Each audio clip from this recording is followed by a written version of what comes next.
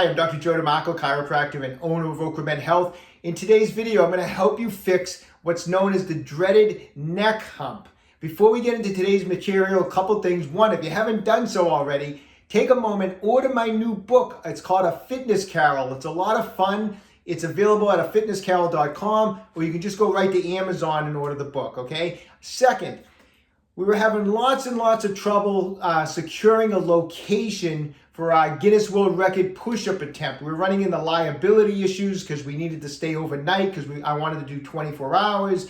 And we finally have secured a location. Because of all the problems we were having with liability, we decided, you know what, we're just going to go for the 8-hour and the 12-hour push-up record. We have a place secured. The event's going to take place on Wednesday, May 25th. It's going to start at 8 a.m. and it's going to go to 8 p.m. We're going to go for the 8-hour and the 12-hour Guinness World Record attempt in push-ups. We'll probably do the 24-hour at a later date. I might try to do it at an outside location so we don't run into liability issues. But we're running into liability issues with doing it inside a health club and stuff. So anyways, we got it all set up. We're going to be live streaming it starting at 8 a.m.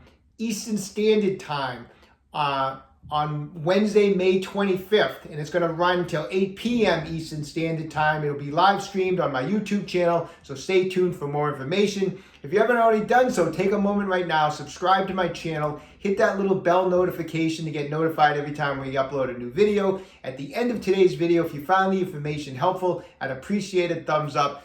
Let's start talking about how to fix that neck hump. Okay, so in today's video, I'm going to help you fix what's commonly known as a neck hump. So a neck hump gives an appearance of, you'll see people with the head forward, and an actual hump develops in the upper back. Usually the shoulders are rounded, the head is forward, and that hump gets noticeable in the upper back. And unfortunately, this is something that will continue to get worse over time. Now, there's several reasons that you can have a development of a neck hump, but we're going to talk about probably the most common cause of it, and it's just ongoing poor posture. Usually you see it in people that are very inactive, poor posture all day long, and that neck hump can start to develop, and if it's left untreated, it's just going to get worse. So as soon as you start noticing any indications or any sign that you're developing something like this, you want to follow what I'm going to go over today, okay? So a couple things, or three main aspects, I should say, that we have to address. One, the position of the head. A normal head, on average, weighs about 12 pounds on the neck and upper back. Research shows, though, for every inch going forward with the head, you're adding 10 pounds of weight to this area. So what was 12 pounds turns into 22 pounds, turns into 32 pounds, 42 pounds. You're putting more and more stress. The upper thoracic spine, lower cervical spine cannot handle it. It starts to basically change its structural position, and you start forming that hump in there. Other thing, the shoulders with people with these type of problems with ongoing poor posture, the shoulders are rounded, and over time, if you leave these shoulders rounded, they almost get cemented in that rounded position. So that's issue number 2. Issue 1 is the head going forward. Issue 2, the shoulders going forward. And the third other thing we have to address is oftentimes all this musculature up here is weak. So we need to strengthen it, okay? So those are the 3 components. We're going to get this to help fix the neck hump.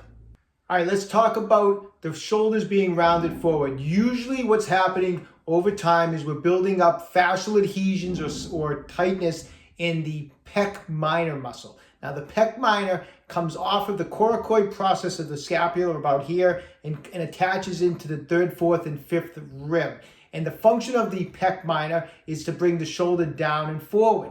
So when it gets tight, what's it doing? The shoulders kind of get stuck in this position, and usually people with poor posture that are in this position, if you go in and you feel the pec minor, it's super, super tight and knotted in there because it's just left.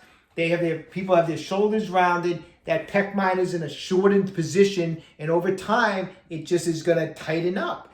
That's what happens when you leave a muscle in a shortened position. It gets tight, it builds up adhesion, so scar tissue. So we have to release it. We can't get those shoulders back. No matter how much you exercise to bring the shoulders back, they're not going to go back if the adhesions here are pulling the shoulders forward. So we have to release it. Simple way to release it. You can use your fingers, you can use your knuckles. I'm going to use a Tai Chi Max ball from OcraMed Health because it really gets the spikes get deep into the tissue. And the simple way we release the pec minor is we get in, palpate where the coracoid process. It's a little bony prominence. You can feel it coming from underneath the clavicle. Kind of find it. And like I said, it comes in this area like this, third, fourth, and fifth rib. Get the ball on it. You're going to push the ball in and pull down on the ball. So trap the tissue with the spikes of the ball. Push in and pull down. And then what we're going to do with the shoulders, we're going to come up and roll back. Up and roll back. And we're going to do that about 10 times. And then we're going to do the opposite side. Same thing. Push in, pull down, shrug up, and roll back 10 times. You might want to move the ball maybe a couple different spots, but the pec minor is a relatively small muscle. But if you want to move it a couple times, each time when every spot that you hit, push in, pull down, shrug up, and roll back 10 times. Like I said, the muscle pulls the shoulder forwards and down. So the pin and stretch it, we want to go in the opposite direction. We want to shrug up and roll back. That's how we're going to release the pec minor. All right, so next up, we want to take care of this translated head, the head that's going forward. Simple exercise we're going to do for that. We're going to use an exercise called a chin tuck. Head is forward. I'm going to exaggerate bringing my head forward. And all I'm going to do is tuck my chin back. Now, we're not lifting the head up. We're not putting the head down. The head is neutral. It's forward. And then we're just tucking the chin in like that. And when you come in, hold it for a 2 count. 1001, 1002. Then let the head come forward. Bring it back. 1001, 1002, let it forward again, 1001, 1002. Try to do it for 15 repetitions.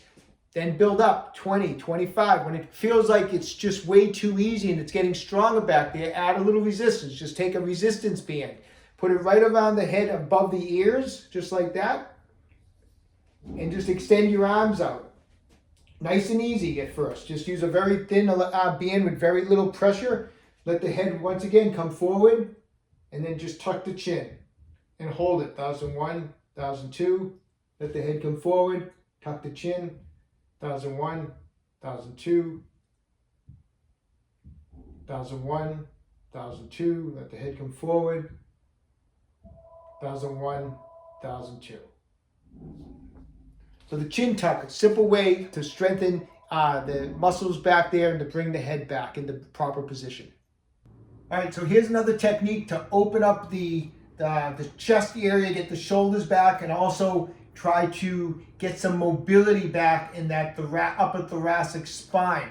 You're going to grab, I'm just using a medicine ball. You could use a roller. You put a foam roller out the long way, a TheraBall, a few pillows, but something that just builds up a little bit like this. And I'm going to put my upper back against it, okay? Just like that. With my upper back against it, I'm just going to I like to just put my heels together and let my knees kind of relax out in this position. So I have the ball kind of upper back over it. My heels are together. And I'm going to just clasp my hands behind my head and let my upper body, my arms and my neck just kind of relax back in this position just like that. And try to just really concentrate on opening up the chest area. And so I'll hang in this position for a minimum of 30 seconds. Try to build up to 60 seconds. And the whole time, just try to relax. Take nice breaths in through the nose. And then let it out.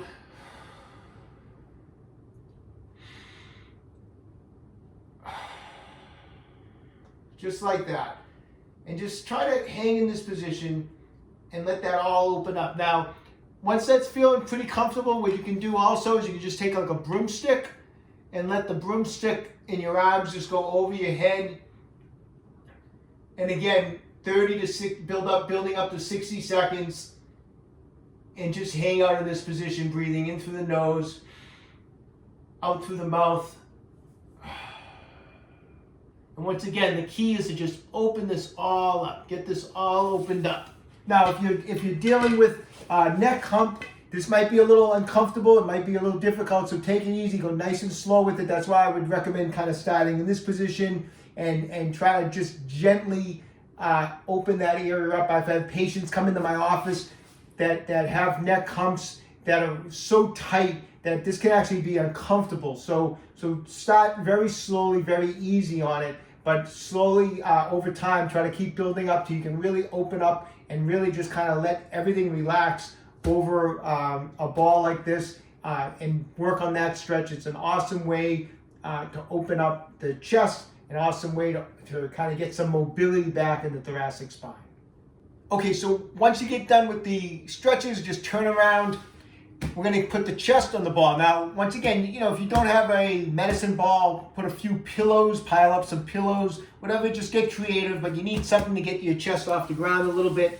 And what we're going to do from this position, I have my chest resting this way, and I'm going to put my hands behind my neck.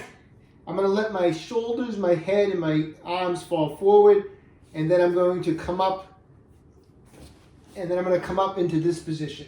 So I'm going to think of bringing my elbows back, my head back, 1001, 1002, let it relax all the way down again. And we're going to come back again, 1001, 1002. And just do the best you can to come up into this position.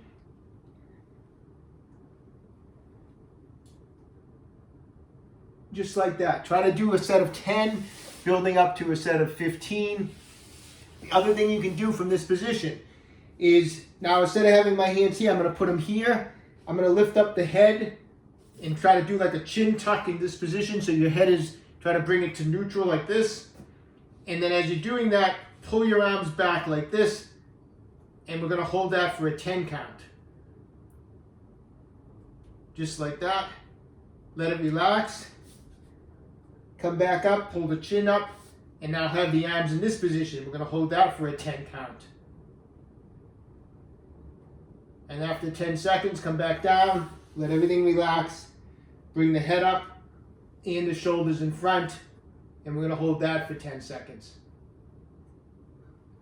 So these are all ways to kind of build some strength in that upper back area.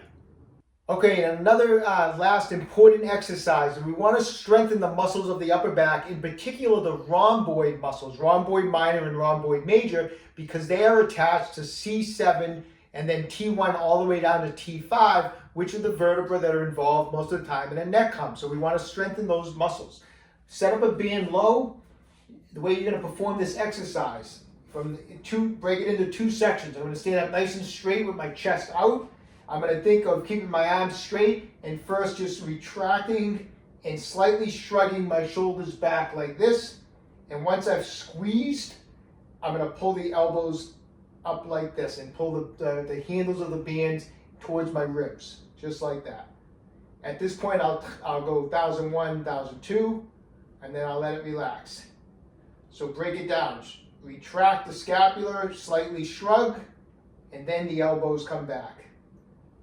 1001, 1002, let it relax, retract and slightly shrug, then come up with the elbows, 1001, 1002, and we want to try to set up a resistance where 3 sets of 15 repetitions for that exercise.